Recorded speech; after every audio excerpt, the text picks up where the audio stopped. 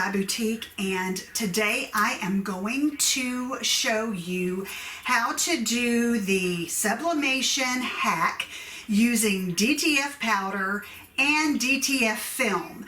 Today we're going to be using the 4 Artisans DTF Film. I think this is size A3. It's about 11 by 16, somewhere right around in there. The reason I love this film is that it's two-sided, so you don't have to worry about choosing the correct side. It doesn't have a shiny side and a matte side. Either side is going to work just fine. And then we are going to use DTF powder, which I have, right here. This is the DTF powder that I use, and I will have links for both of these down below in the description. These are both going to be available in my Amazon store, in my storefront. And we are going to be curing this DTF powder today using an electric griddle. Remember the electric griddles that, I don't know, if you've had one, probably your grandparents had one that they would make pancakes on, or breakfast usually. That's what I always remember them for. It cures the powder on the DTF film perfectly and quickly, like within 30 seconds. So let's get started. I'm going to print my image on the DTF film. I'm going to be using my Sawgrass printer. I'm using sublimation ink. I'm going to mirror my image. I'm doing everything exactly as if I was doing regular sublimation, except I'm printing it on the film, and I'm going to get that done right now. Okay, so since this is basically sublimation, although we're going to be putting it on a cotton shirt, I have chosen an image that has very little white. You know that sublimation does not print out white, so anywhere there would have been white, it would have been blank, and the color of the shirt is going to show through. So I just took this off my Sawgrass printer. I have taped a piece of paper under it so the Sawgrass would take the transparency, or take the film through it. It wouldn't otherwise. Then I'm going to take my DTF powder and I'm just going to sprinkle it on. And you don't have to, be careful about this at all.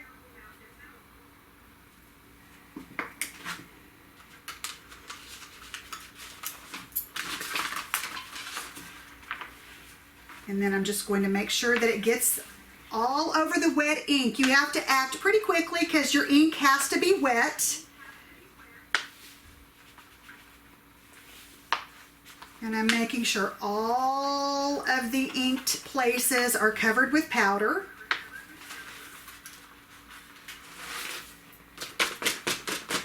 We're going to dust that off. And I'm going to go ahead and remove the paper from the film. And this powder is reusable. I will put this powder back in the container. Don't touch the powder yet. We have not cured it. We still need to cure the powder. And I use painter's tape so it comes off really easily. Now, to cure the powder, I am using a griddle. And I'm going to move the camera so you can see this. Curing the powder just melts the powder into the film, and that makes it to where it will adhere to whatever type of fabric you are putting it on. I put a piece of parchment down. I've got this griddle heated up to 350 degrees. Then I'm going to set this on here, powder side up, and you're going to start seeing the color change. You're going to see it start to darken. And that's just letting you know that that powder is setting. It's melting into the film. And after this does that, you don't even have to use this transparency immediately. You can stack it up and use it later. You can sell it if you're going to sell it. Actually, though, you have to be careful about that. If it's an image that you created, then you can sell it. If it's an image that you downloaded, even if you have commercial use of that image, that just means you can put it on a garment. It doesn't mean that you can sell the image. And then you just do this until you see all of the powder. It turns into kind of a glossy look, and you can see the color changing.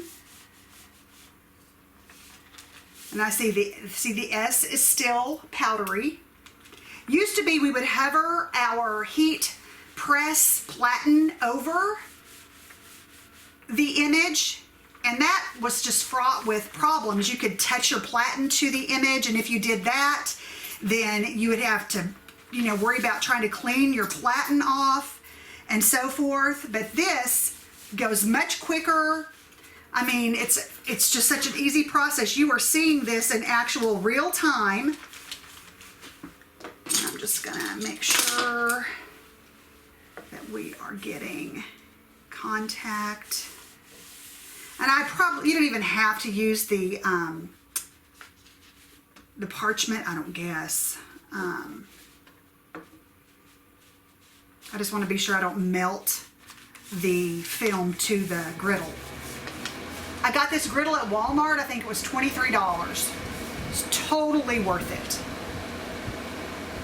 I think we're about there.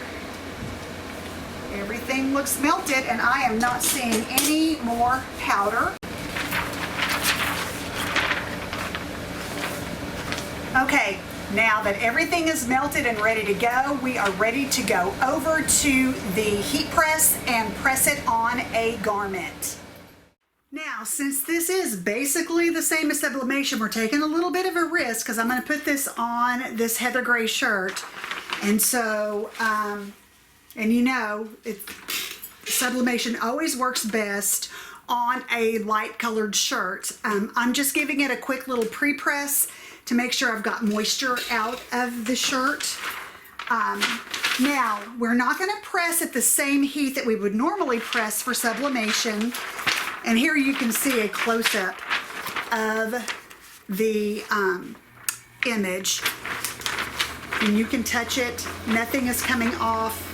It's got a real, you can feel the image, but I mean, it is not going anywhere. It does not feel powdery at all. So we're going to put this on. Like I said, I chose an image that basically has no white. And so we're going to see how well it's going to show up on this gray shirt. And this shirt this may be a blend, let's see, 90% cotton shirt. It's 90%. So we are going to see how it does. I'm going to kind of fold it here. I'm going to find center because I want to be sure that it is centered on the shirt. Okay. And I will put a cover sheet on it. My heat is set at 300, so it is a little bit lower heat setting, and my time is only set at 30 seconds instead of a normal 40 seconds. Normally when I do sublimation, I go at 40 seconds at 400 degrees. I've got it on a medium pressure. It's not, super hard pressure at all. You can see I'm set on 4. Well, you can't see that, but I am set on a 4. I'm using a Hotronix auto clam, and this is a cold peel. So once we take it off of the press, we are going to let that cool down, and then we'll peel it, and then we are going to give it one final press. So we'll see how everything turns out in just a second. Okay, we're about ready to peel this off. A reminder again, I am using the 4 Artisans DTF film. This is a sublimation hack. Remember, when you get this film, it says it's to be used in a DTF printer. I ran it through my Sawgrass printer with sublimation ink. I had attached it to a piece of paper so it would run through my printer just fine. And a couple of other shirts that I've done. I did this shirt I did it, I think I did this live on TikTok. If y'all don't follow me on TikTok, definitely follow me on TikTok at Under a Texas Sky. And then I did this shirt as well. Again, you can see both of those shirts, I avoided white. Now, if you're putting your image on a white shirt, then use any kind of an image that you want. It can have all the white in the world that you want on it. This one, again, I avoided mostly white. So let's go ahead and peel this off and let's see how the image looks. It's got a little bit of resistance, and that's okay. I think I could probably do it for 20 seconds and I probably would not have this resistance, but it's no big deal. It still came off okay. And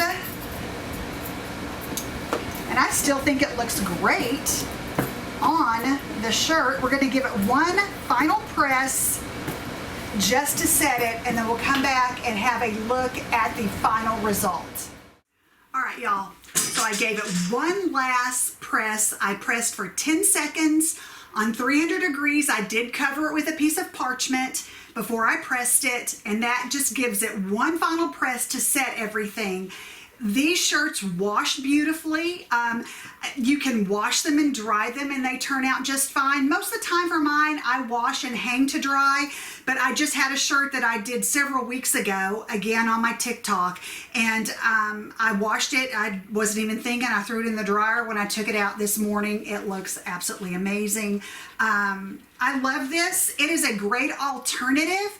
You can do this on any fabric. You know, if it's a polyester shirt and it's white, just do regular sublimation. There's no point in going through all of this trouble. But if you've got a bunch of cotton shirts laying around and you don't want to just do vinyl, you know, to cut vinyl and layer vinyl and all of that, why not go ahead and do the Sublimation Hack? It is so easy and it is awesome.